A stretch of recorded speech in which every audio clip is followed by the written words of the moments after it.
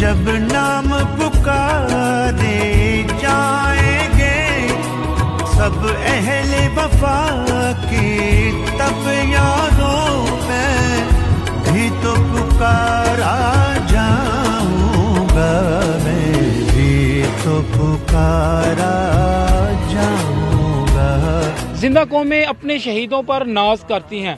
شفیع گڑھ سیکٹر پر سوار محمد حسین شہید نے ارض پاک کی دھرتی کا دفاع کرتے ہوئے جان کا نذرانہ پیش کیا۔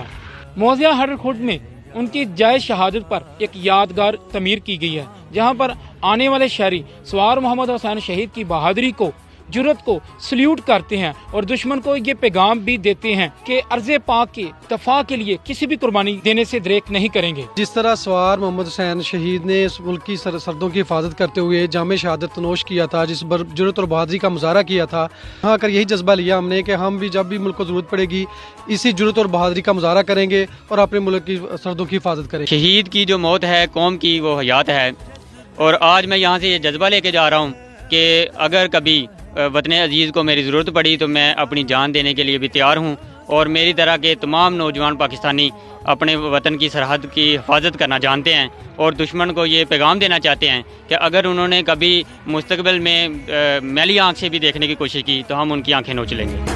مشکل آگے ہنستا کیا ہے۔ اس مورچہ میں سوار محمد حسین شہید نے ارض پاک کا دفاع کرتے ہوئے دشمن کے ٹینکوں کو تباہ کیا اور جام شہادت نوش کیا۔ راستہ کیا ہے جب نام پکارے جائیں گے سب اہل وفا کے، تب یاروں۔